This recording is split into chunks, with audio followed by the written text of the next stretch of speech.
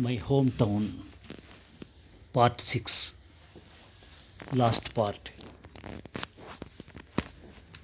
The buying and chewing of pan was another laid back tradition. You stood opposite the small elevated cubicle of Panditji and waited. No words were exchanged between the buyer and seller. Panditji mixed and prepared the customized pan leisurely and handed it over. He then opened a packet of gold flake or capstan cigarettes and passed on one stick. No one bought more than a single cigarette at a time. Adjacent was a small flame with long pieces of paper placed close by. The pan was ingested, the cigarette lit, and the night quota of the national treasure bundled in a leaf was tendered. It could take anything from 15 to 20 minutes to complete the purchase. The bill, never mentioned, was settled seasonally. This beautiful protocol did not stand a chance against the silver paper wrapped ready made pan scented with syrup and stuffed with liquid sweet masala and placed in a fake gold dish. For any refined person, such a pan would be an abomination, an obscenity, a crime against civilizational values. And you would expect it would have few customers. Wrong. There was a queue to buy the refugee perversion. After a few years, in an effort to compete, Panditji speeded up his services and judged up his cubicle. However, he was a man of honor. There was only so far he would go. And making and selling mitapan wrapped in silver paper constituted a Lakshman Rekha he would not cross. Not surprisingly, Panditji's business collapsed, but not before he made a last stand. He refused to sell his roadside cubicle to new pawn merchants. Instead, he shut up shop and retired. Lucknow bestowed on me one priceless gift. It taught me to look at the individual rather than his religion or caste or the tongue he spoke. My notorious pseudo secularism, which I wear as a badge of honor, springs directly from the experience and ambience of my formative years, years which shaped my personality and molded my character.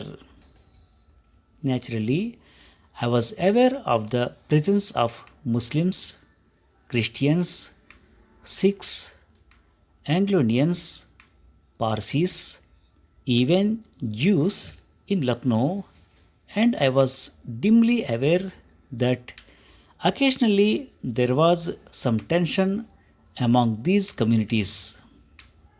However, for me, Muslims meant kurma, Christians meant cake and pastries, Sikhs meant hot halwa, Anglo Indians meant mutton cutlets, Parsis meant dhansaka. The solitary Jewish family in town did not come within my grasp, so I apologize for excluding them. Similarly, I knew of the existence of Baniyas and Brahmins and Dalits and Thakurs and Bengalis and Gujaratis and Malayalis. However, it never crossed my mind that this plurality could be reason for rift, division, much less bloodshed. Besides, for me and my buddies, these nominal differences were irrelevant, for they in no way impinged on or hindered the pursuit of pastimes I have described in some detail earlier. In the Lucknows of 1960s, we asked some fundamental questions with respect to an individual. Was he a bore or was he funny? Could he spin a decent yarn and keep us entertained? Could we get a good meal at his house? Was he prepared to make the odd, minor sacrifices for his mates? Could he be trusted? A human being's worth was measured by the aforesaid prerequisites rather than his father's name or how and where he prayed or where he came from. Although the Mehtas were victims of partition, I did not hear any communal talk at my home despite occasional expressions of regret for the loss of Rawalpindi, our Rawalpindi home and the Rawalpindi club. I suspect the same was true of all our friends, especially Azad, Saeed, and Ashok. It could be argued that ours was a naive, innocent, utopian, unrealistic universe where casteism, communalism, and regionalism had been banished by capricious choice. But that is the way it was. Some of my better educated, more doctrinaire friends usually discuss secularism, composite culture, and the syncretic tradition in historical, ideological, or intellectual terms. I breathed the secularism they talk of.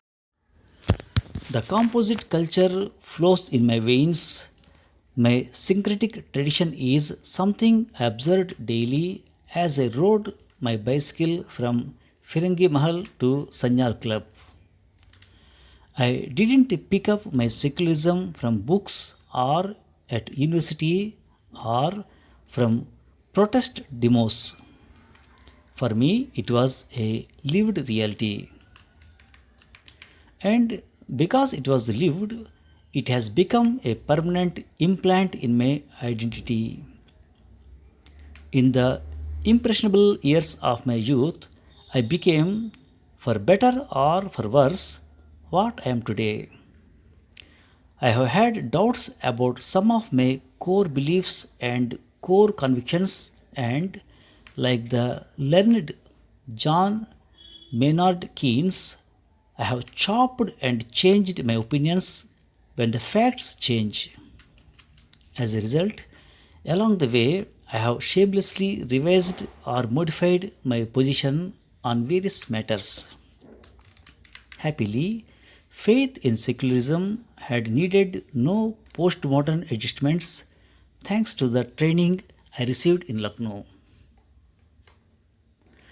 It is possible, and I offer this merely as a hypothesis, that because my secularism was deeply personal, because I needed no textbook or road to Damascus type conversation to buttress it, or because no brilliant argumentative Indian could convince me otherwise, because no contrary set of propositions could influence it, because it was instinctive and not the byproduct of logic, My secularism has better weathered the periodic communal storms which have battered our republic. We Lucknowwalas are often accused of hype and sentimentality.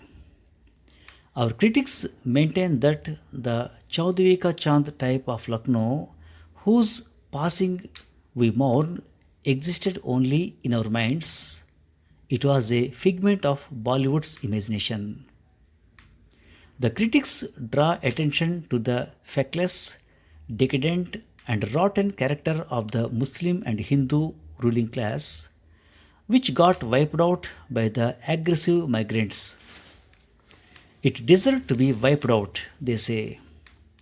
Shedding tears for the gun flogging and chandelier hawking Rajas and Nawabs is like shedding tears for the extinction of dinosaurs.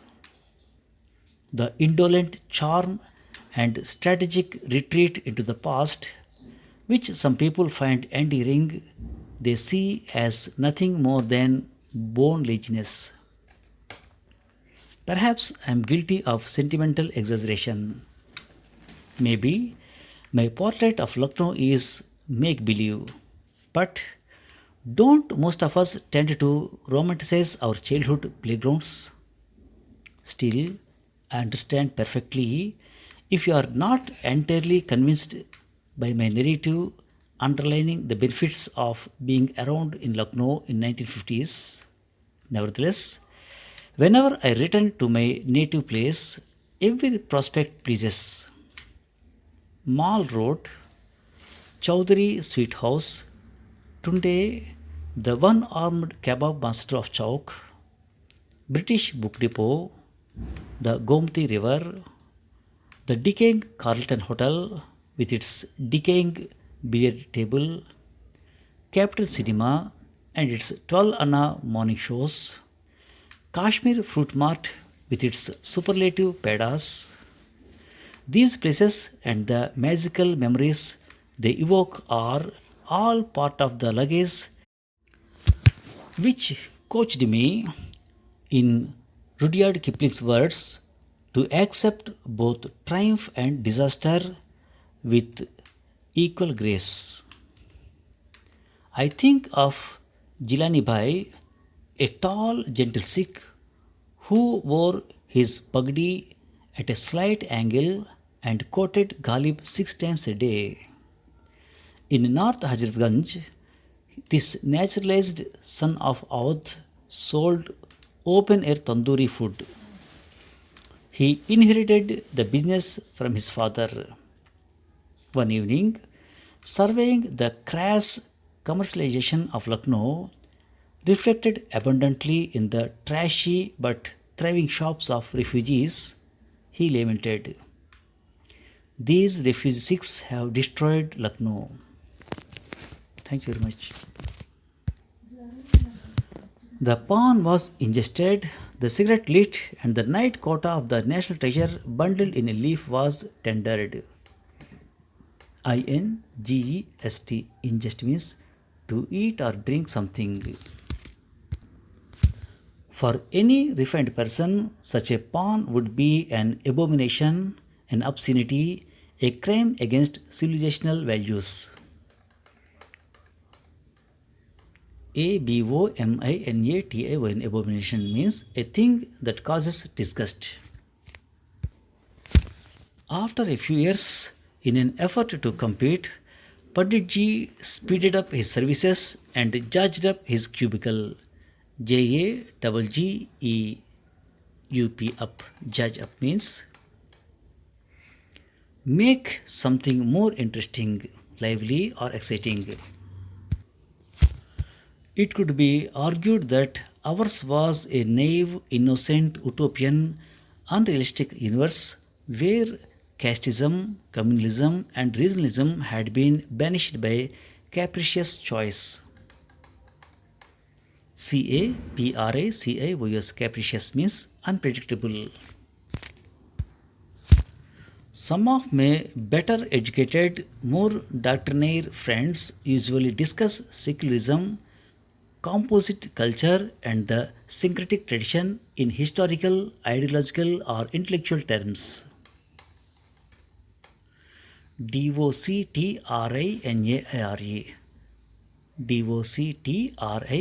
Doctrinaire. Doctrinaire means a stubborn person of arbitrary or arrogant opinions. Syncretic. Syncretic. Syncretic means combining different religion, culture, or ideas. It is possible, and I offer this merely as a hypothesis, that because my secularism was deeply personal,